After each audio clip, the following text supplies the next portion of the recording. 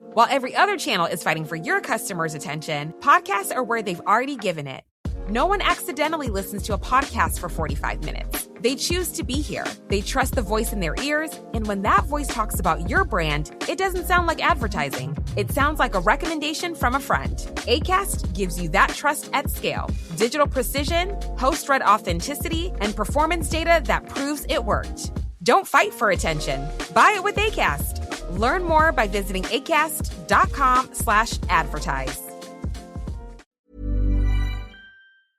Hi everyone, it's Ashley here. And before we begin today's episode, I just wanted to check in and let you know that I haven't gone anywhere. I am taking a short break from recording new episodes while I have surgery and allow myself some proper time to heal. But I am very much looking forward to continuing the From Mask to Map series with you soon. In the meantime, I'm replaying this 4-part January series, The Anatomy of a Breakthrough, because it fits so beautifully with what we've been exploring and offers such a strong foundation for the deeper work still to come. And I'm also taking expressions of interest now for my small group coaching cohort beginning in September. My website will be updated soon with more details, along with online courses and other ways to connect more deeply with my work. But if you'd like to reach out now, you're very welcome to email me at integrativeiom@gmail.com. Thank you so much for your patience, your presence, and your kindness. It means more than you know. So whether you're revisiting this episode or hearing it for the very first time, I hope it meets you exactly where you are. And now, let's move into today's episode.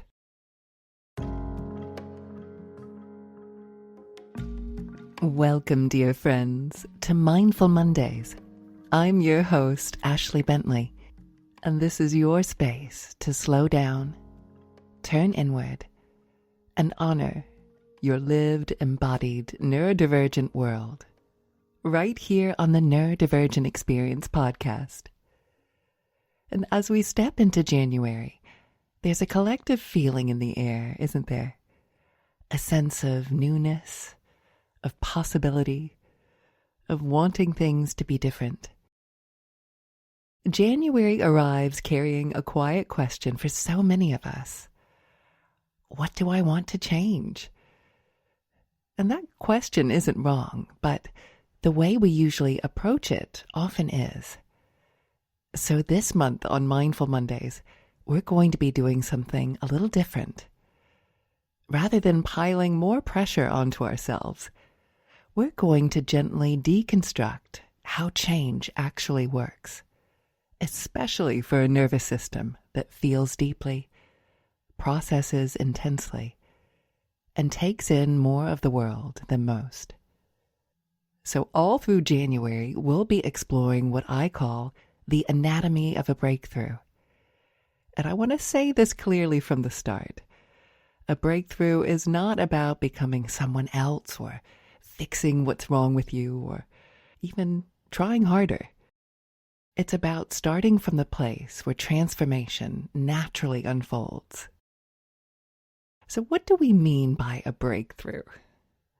When people hear the word breakthrough, they often imagine something dramatic, like a big external shift or a sudden transformation, or a moment where everything changes at once. And it can look like that sometimes. But most real breakthroughs are quieter than that. A breakthrough might be a moment of self-trust where there used to be self-doubt, a softening of an old internal battle, a boundary that finally feels natural instead of forced, or a mindset shift that changes how you meet your life. Sometimes the biggest breakthroughs happen entirely on the inside, and then everything else rearranges itself afterward. And this understanding has been shaped by many teachers over the years, including the work of Tony Robbins, who speaks about breakthroughs not as personality traits, but as processes. And that distinction really matters, because if breakthroughs are processes, then they're learnable, repeatable, and available to you exactly as you are today. And I do want to give clear credit here, because it was Tony Robbins himself who first introduced me to this framework about 6 years ago. And I've been applying it ever since, both in my own personal development and in the work with my clients. And when it's followed correctly, it works. Every time. And what's even more interesting is that when I look back at some of the breakthroughs I experienced before I ever learned this framework, I can see the framework clearly at play, even though I didn't have the language for it then. So this framework that I'm going to teach you all throughout this month is not just a helpful tool. It is the backbone of meaningful, lasting change. Okay, so let's first look at why so often our attempts at change don't stick. When most people approach change, they start by going straight to strategy. New habits, new plans, new routines, new rules for themselves. And when those strategies don't stick, the conclusion is often deeply personal. What's wrong with me? Why can't I just follow through? But here's the truth, especially for your beautiful neurodivergent brain and body. Change rarely fails because of a lack of discipline. It fails because we're working at the wrong level. And to understand why, we need to look at the 3 elements required for a breakthrough, something I like to call the anatomy of a breakthrough. Every breakthrough requires looking at 3 things: your story, your state, and your strategy. And where do most people start? That's right, straight to strategy, but strategy is actually the last place to look. And before we go any further, I want to pause on something quietly essential. Because when we know the why, the reason for wanting something different, our actions stop feeling like chores and start feeling meaningful. Now, some of you will already know exactly what kind of breakthrough you want, and that's wonderful. But there may also be some of you listening thinking, gosh, where do I even begin? And that's where meaning comes in. One of the most powerful ways to uncover your why is to gently imagine your ideal day. Not a perfect day, and not an unrealistic one, but a day that includes all your real responsibilities and also makes room for what nourishes you. How do you wake up? How does your body feel? What pace does the day move at? And where do you feel most like yourself? And from there, we begin to notice something important: our values. When the changes we're trying to make are aligned with what actually matters to us, connection, creativity, calm, integrity, freedom, health, they stop feeling like obligations, and they start to feel purposeful. And this is the heart of microdosing meaning. When your goals are rooted in meaning, not shame or comparison or pressure, then each small step begins to feel worthwhile. And that sense of purpose becomes a kind of internal compass, a North Star. And it deeply supports this entire breakthrough process, because meaning reshapes identity and story, and meaning also regulates state. So when your nervous system knows why you're moving in a certain direction, it's far less likely to resist the change. And knowing yourself, your values, your why, those can carry you through your day with all that you do. And that, in essence, is microdosing meaning. And I want to say something really important here, especially if you're listening and thinking, I still don't know what I want to change. Or perhaps there's nothing obviously wrong, I just feel a bit lost. That's okay too. You don't have to have clarity yet. You don't need to have a fully formed goal. When we begin working with our state and our story, something interesting happens. Our values start to reveal themselves naturally. Not as a list, not as a demand, but as a felt sense of what brings ease, meaning, and aliveness. So if you don't know your why yet, that's not a problem. It's all part of the process. As your state steadies and your story softens, your values will show you the way forward. And when they do, you'll have a map that actually belongs to you. So let's look at the first real pillar of a breakthrough, your state. When we talk about state, we're talking about the condition of your nervous system, your body, and your emotional landscape in any given moment. Are you calm or activated? Are you grounded or overwhelmed? Are you connected or are you bracing?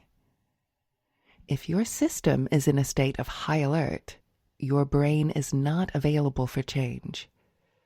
When we're activated, in fight, flight, freeze, or fawn, the brain shifts into protection mode, and the fear center dominates. Long-term planning goes offline. Creativity narrows, and flexibility disappears. And for a neurodivergent nervous system, this is especially important because your system is already taking in more sensory, emotional, and environmental information at its baseline. That means many of us live closer to the edge of activation, not because we're fragile, but because we're sensitive, perceptive, and deeply responsive. So when we pile January pressure onto a system that's already carrying a lot, the result isn't motivation. It's shutdown, avoidance, or even burnout. This is why state comes first, before mindset, before planning, before action. And this is exactly why nervous system regulation has been such a central theme in my work. From our November neuroscience series, to my one-to-one work, my live teachings, and the courses I've created on Insight Timer. Practices like my 14-day nervous system regulation mastery course aren't about calming you down so that you can tolerate more. They're about building capacity so that your system can feel safe enough to change. And my Morning Mind Magic course is designed to help shape your state at the very beginning of your day, before the world, the news, the inbox, and the noise begins shaping it for you. State is the soil, and nothing grows in soil that feels unsafe.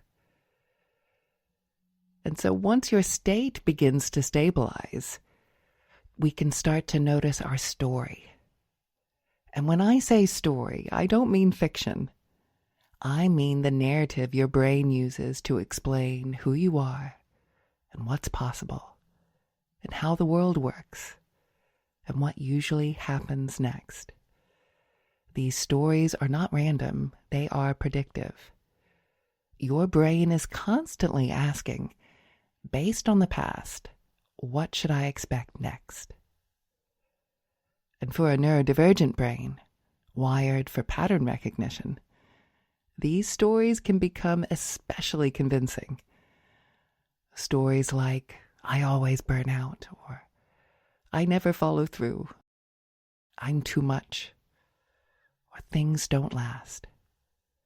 These narratives shape your emotional state, and your state reinforces the story. It's a loop. It's something we explored deeply in episode 12, 2 Hemispheres, 1 Story, where we looked at how narrative and regulation live in the subtle space between logic and intuition. And the key insight here is this.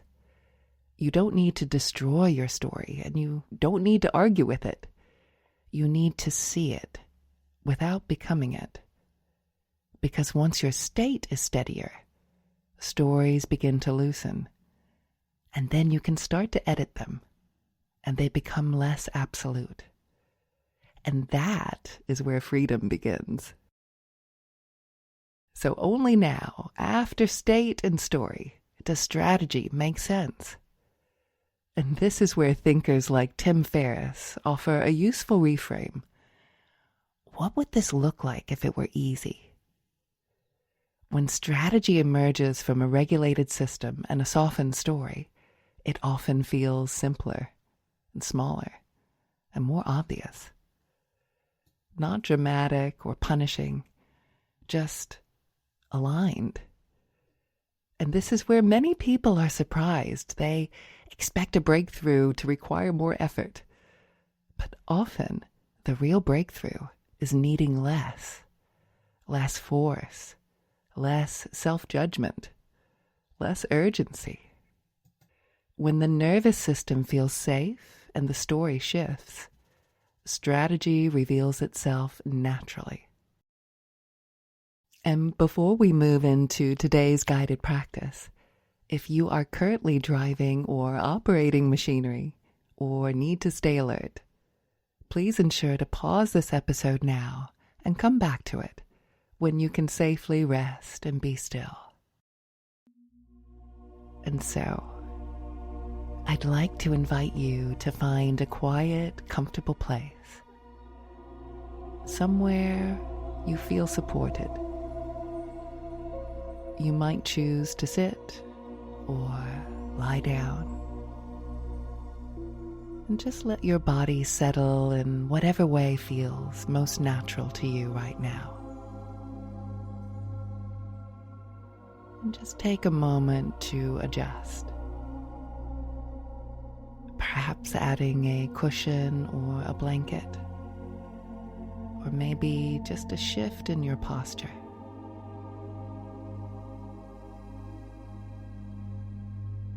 Good, that's right.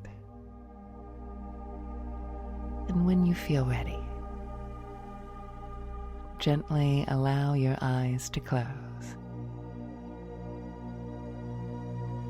There's nothing you need to do here. Nothing to get right. This is simply an invitation to rest your thinking mind for a while and allow a deeper part of you to listen. The journey I'm about to guide you through is told as a story. You don't need to analyze it or even follow it perfectly.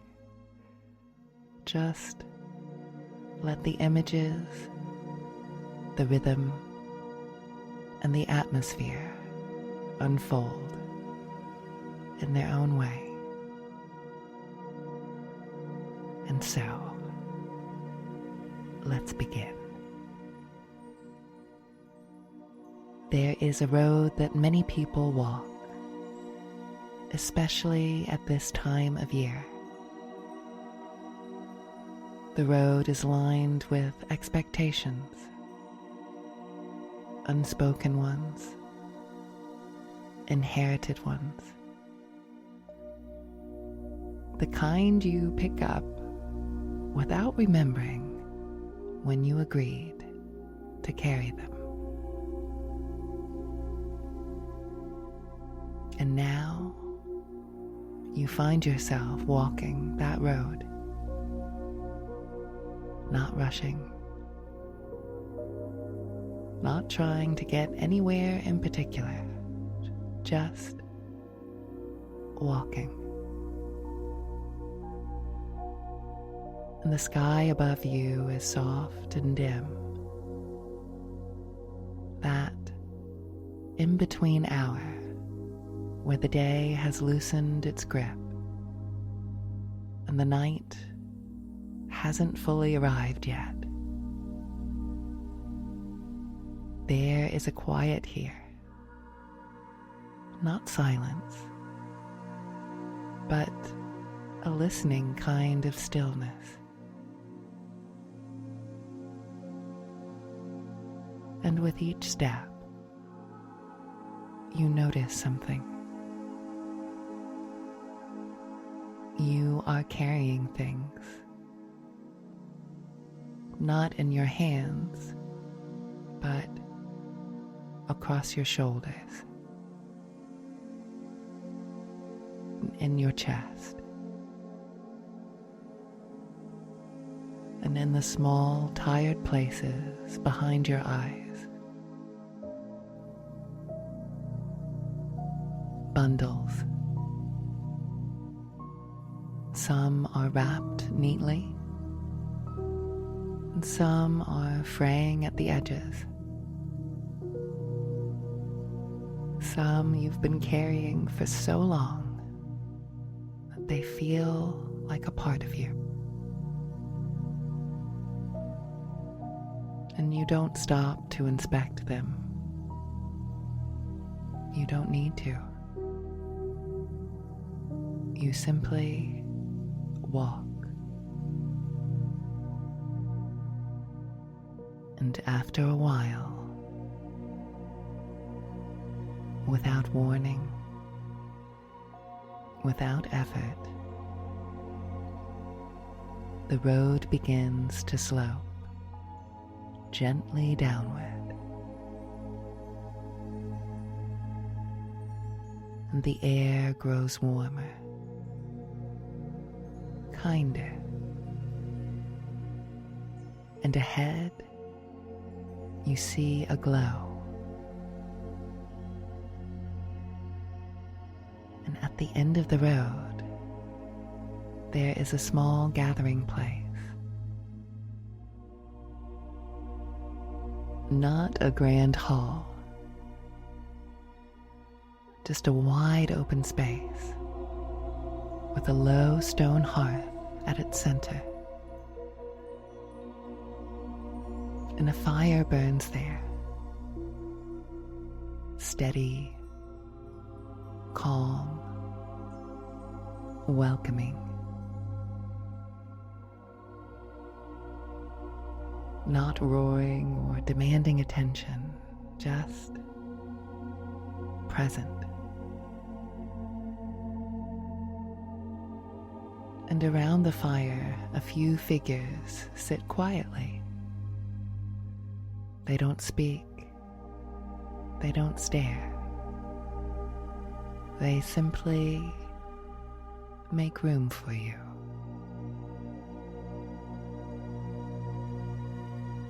You approach the hearth, and something in your body exhales,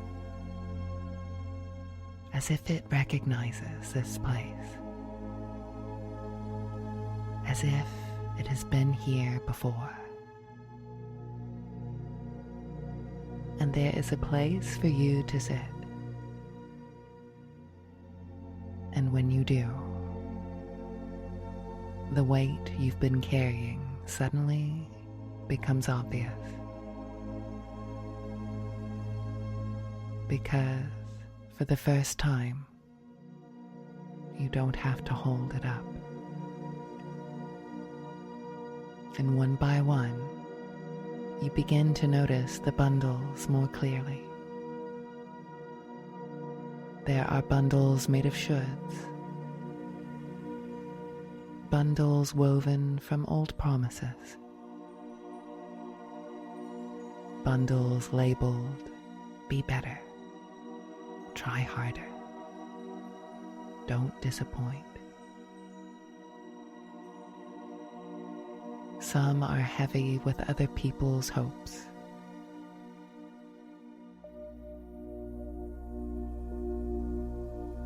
Some are full of unfinished conversations.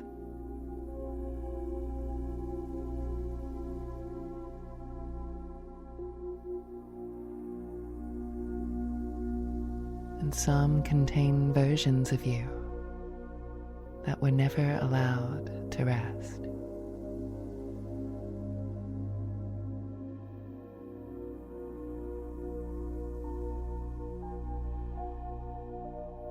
And something remarkable happens. No one asks you to put them down or tells you which ones to keep. Instead, the fire does something subtle. It makes it safe to choose.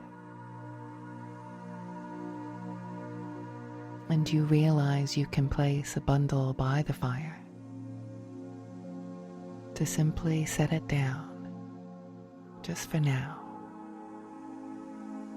And when you do, you feel the difference immediately.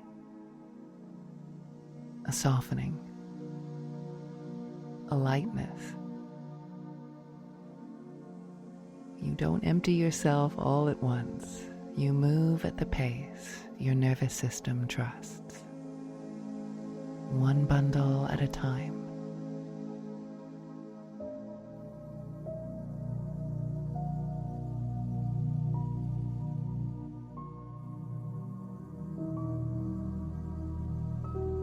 Some are easier to release than you expected,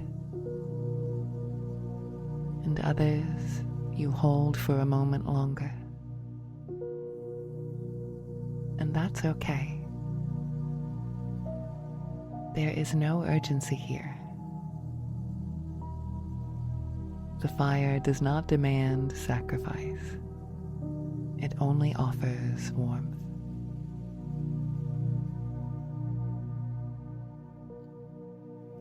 And as the space around you clears, you notice something else. A few things remain with you. Not because you should keep them, but because they feel true. They feel alive. They are not heavy. They don't dig into your shoulders. They rest easily in your hands. One might feel like connection, and another like creativity or freedom, peace, honesty, or care. You don't need to name them perfectly. You simply recognize them by how your body responds. There is ease here, resonance, a quiet yes.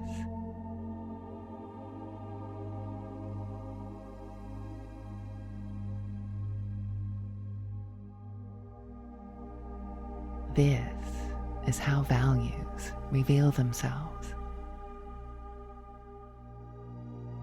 Through what remains when the unnecessary weight is allowed to fall away.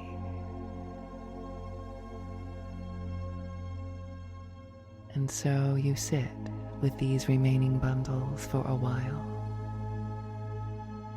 letting their presence settle, letting them simply orient you, like a compass that doesn't shout directions. It only points gently toward what matters. The fire crackles softly, and the figures around you begin to nod, not in approval, but in recognition, as if to say, yes, this belongs to you.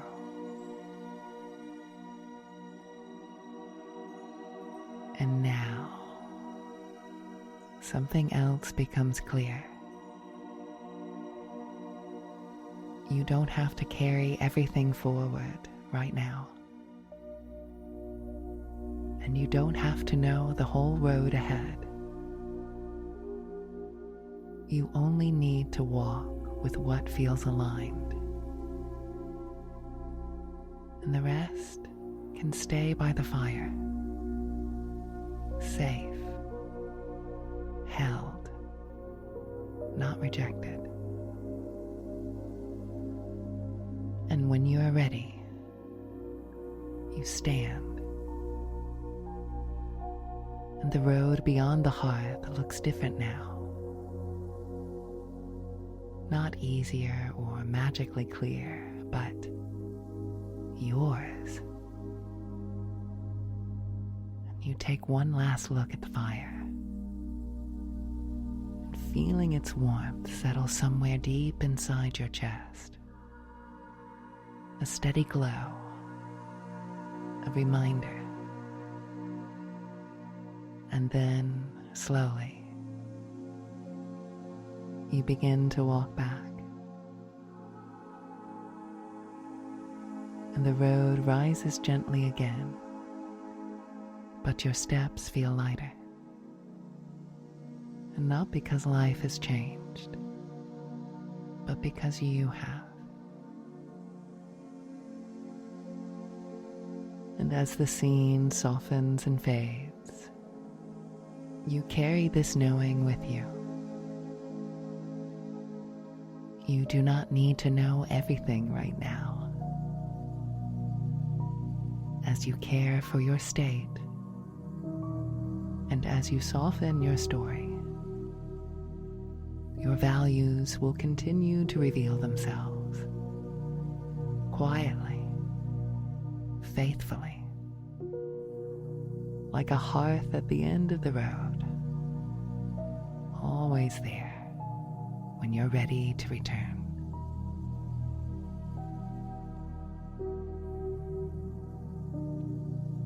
Before we close today's practice, I want to offer a brief moment of orientation, a reset. Just take a moment to notice the weight of your body and the support beneath you. And ask yourself quietly, what would it feel like to let this month unfold from steadiness rather than urgency? And you don't need an answer, just notice what arises.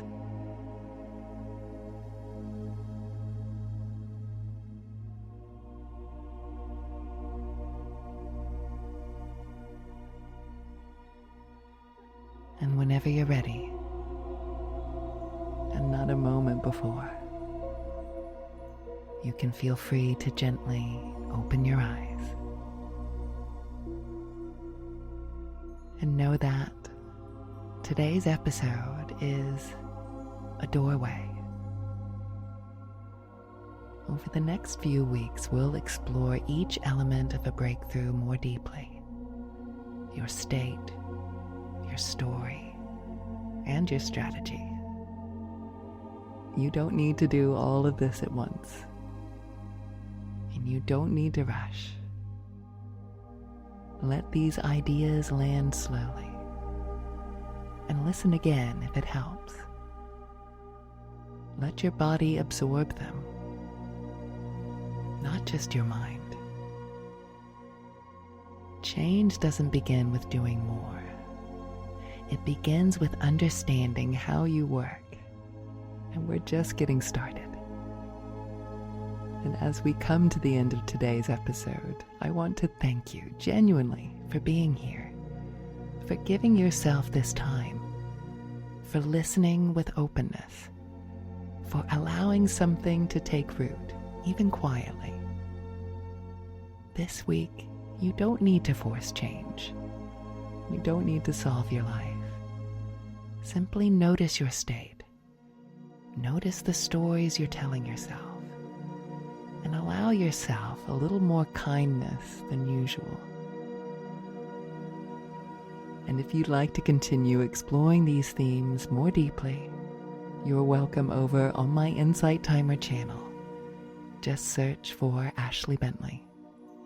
There you'll find all the courses you need and gentle guided practices, and yoga nidras, bedtime stories, all designed to support gentle, lasting change. And next week on Mindful Mondays, we'll continue unpacking the anatomy of a breakthrough, turning our attention more fully to state and how the condition of your nervous system shapes what feels possible, what feels safe, and what change can actually take root. Until then, be gentle with yourself. You're not behind and you're not broken. You are right on time. And remember, we are all just walking each other home.